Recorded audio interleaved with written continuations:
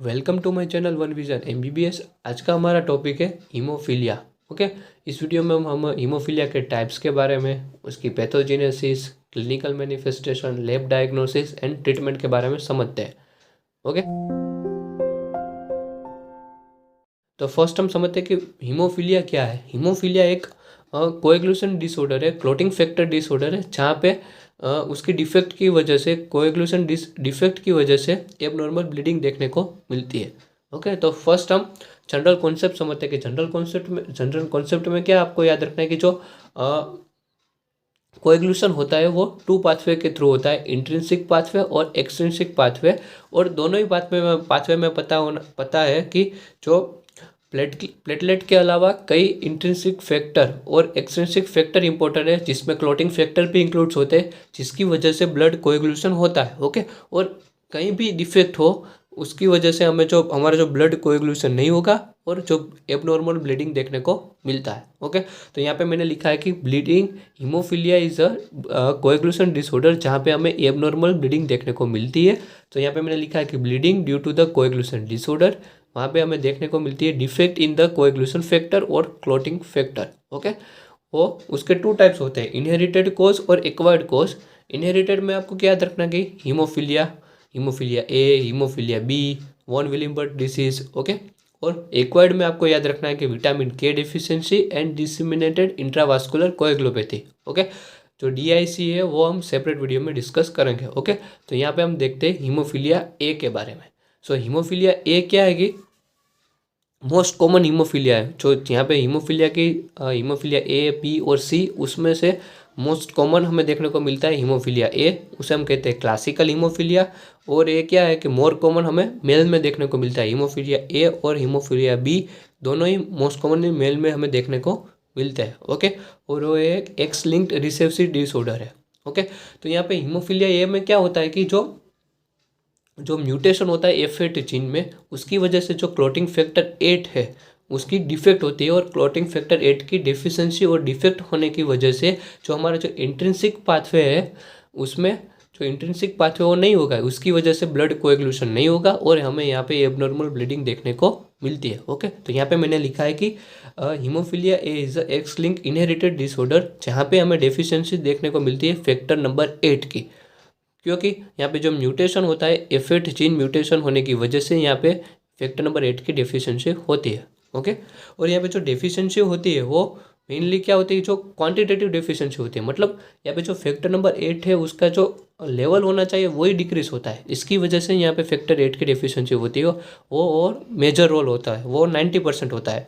और जो qualitative defect है वो 10% है। क्वालिटेटिव डिफेक्ट का मतलब होता है जो यहाँ पे फैक्टर नंबर 8 है, फैक्टर 8 उसका लेवल तो नॉर्मल होता है, लेकिन उसकी जो फंक्शनल कैपेसिटी वो डिक्रीज हो जाती है, इसकी वजह से यहाँ पे हमें डिफेक्ट देखने को मिलती है, उसे हम कहते हैं क्वालिटेटिव डिफेक्ट। ओके, तो यहाँ पे मेनली क्या होता है, 90% क्वांटिटेटिव डिफेक्ट देखने को मिलती है, क्वांटिटेटिव डिक्रीज देखने को मिलता है इन द फैक्टर 8। ओके, तो यहाँ पे मैंने पैथोजेनेसिस में क्या लिखा है कि F8 जीन म्यूटेशन की वजह से there is a deficiency of factor number 8, it will affect the intrinsic pathway, it will leads to the coagulation defect, and उसकी वजह से यहाँ पे क्या होगा, कोएगुलेशन नहीं होगा और यहाँ पे प्रोलॉन्ग्ड और एबनॉर्मल ब्लीडिंग होगा आफ्टर द ट्रॉमा। ओके, सो ये हो गया पैथोजेनेसिस के बारे में। ओके, तो यहाँ पे क्लिनिकल फीचर्स में क्या होगा, फर्स्ट और मेन क्लिनिकल फीचर्स होगा bleeding, abnormal prolonged bleeding. Okay, यहाँ पे ये मोस्ट कॉमन आपको याद रखना है कि ब्लीडिंग, नॉन स्टॉप ब्लीडिंग याद रखना है आफ्टर द ट्रॉमा। ओके, दूसरा फीचर्स है हिमेचूरिया। हिमेचूरिया मीन्स हिमेचूरिया का मतलब होता है blood in the urine. Okay, this called the haematuria. तीसरा है haematoma. Haematoma means blood collection होना, मतलब ब्लड वेसल के बाहर, ब्लड वेसल के बाहर ब्लड कलेक्शन होना, उसे हम कहते हैं हिमेटोमा। तीसरा है हिमेर्थोसिस। हिमेर्थोसिस का मतलब होता है कि blood in the joint space, जो हमारा जॉइंट्स है वहाँ पे ब्लड कलेक्शन होता है, उसे हम कहते हैं हिमेर्थोसिस। यहाँ पे हिमेटोमा और oropharyngeal bleedings, these are the clinical manifestation of the haemophilia A. और दोनों में याद रख सकते, हीमोफीलिया बी में भी यही क्लिनिकल मैनिफेस्टेशन आपको याद रखनी है। ओके, और यहाँ पे हम जनरल एक पॉइंट समझते हैं कि जो यहाँ पे क्या होता है कि इंट्रिंसिक पाथवे वो डिफेक्टिव होता है, इंट्रिंसिक पाथवे डिफेक्टिव होता है। इसकी वजह से यहाँ पे जो एक्टिवेटेड पार्शियल थ्रोम्बोप्लास्टिन टाइम है वो मेजर करते हैं हम इंट्रिंसिक पाथवे के लिए। ओके, तो यहाँ पे इंट्रिंसिक पाथवे में डिफेक्ट होगी, उसकी वजह से जो यहाँ पे जो एक्टिवेटेड पार्शियल थ्रोम्बोप्लास्टिन टाइम है APTTT उसमें इंक्रीज होगा। ओके, और जो यहाँ पे जो एक्सट्रिंसिक पाथवे वो तो नॉर्मल है। ओके, और एक्सट्रिंसिक पाथवे के लिए हम मेजर करने के लिए जो हम टाइम यूज़ करते हैं उसे हम कहते हैं प्रोथ्रोम्बिन टाइम।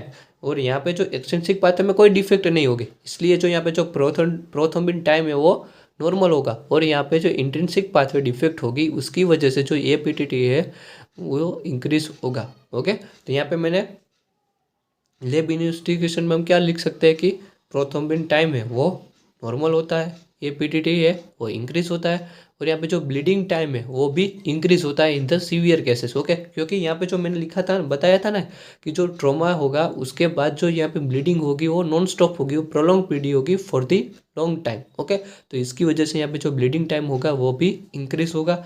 और यहाँ पे जो फैक्टर नंबर 8 है उसकी डेफिशिएंसी होगी ब्लड में। सो वो क्या है, डायग्नोस्टिक मार्कर है फॉर दी हीमोफीलिया ए। और उसकी जो हम ट्रीटमेंट है तो ट्रीटमेंट में क्या याद रखेंगे, क्रायोप्रेसिपिटेट। क्रायोप्रेसिपिटेट क्या है कि जो एक ब्लड कंपोनेंट है जिसमें स्पेसिफिकली फैक्टर नंबर 8 ज़्यादा होता है। ओके, तो यहाँ पे हीमोफीलिया के ट्रीटमेंट में हम उसे यूज़ कर सकते हैं। ओके, और दूसरा हम समझते हैं कि हीमोफीलिया बी के बारे में। सो यहाँ पे वो सेम टू सेम हमें हीमोफीलिया ए है उसी पे उसकी तरह ही याद रखने हैं कि, लेकिन यहाँ पे हीमोफीलिया बी में क्या होता है कि जो फैक्टर नंबर 9 है, क्लोटिंग फैक्टर नंबर 9 उसकी डिफेक्ट होती है, क्योंकि यहाँ पे जो F9 जीन होता है उसमें म्यूटेशन होता है, उसकी वजह से फैक्टर नंबर 9 में डेफिशिएंसी होती है, उसकी डिफेक्ट होती है। उसकी वजह से जो हीमोफीलिया होता है उसे हम कहते हैं हीमोफीलिया बी, और उसे हम ऑल्सो कहते हैं कि क्रिस्टमस डिसीज। ओके, यहाँ पे मैंने लिखा है कि deficiency of factor number 9 due to the F9 gene mutation. और हीमोफीलिया बी भी क्या है, एक्स लिंक रिसेसिव डिसऑर्डर है जो मेल में देखने को मिलता है, और यहाँ पे भी इंट्रिंसिक पाथवे डिफेक्ट होती है। ओके, और उसके जो क्लिनिकल मैनिफेस्टेशन है वो हीमोफीलिया एक ही तरह ही हो गए, उसमें हमें देखने को मिलता है abnormal bleeding, haematoma, हीमेचूरिया, ओरोफेरिंजियल bleeding.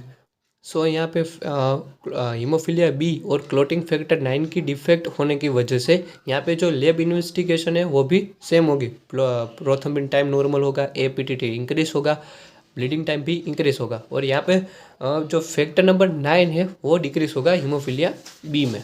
Okay, और ट्रीटमेंट में हम क्या कर सकते हैं कि जो डिफेक्टिव है वो प्रोवाइड करें, तो फैक्टर नंबर 9 प्रोवाइड कर सकते हैं और फ्रेश फ्रोजन प्लाज्मा। ओके, तो ये पूरा का पूरा हो गया हीमोफीलिया के बारे में। Thank you.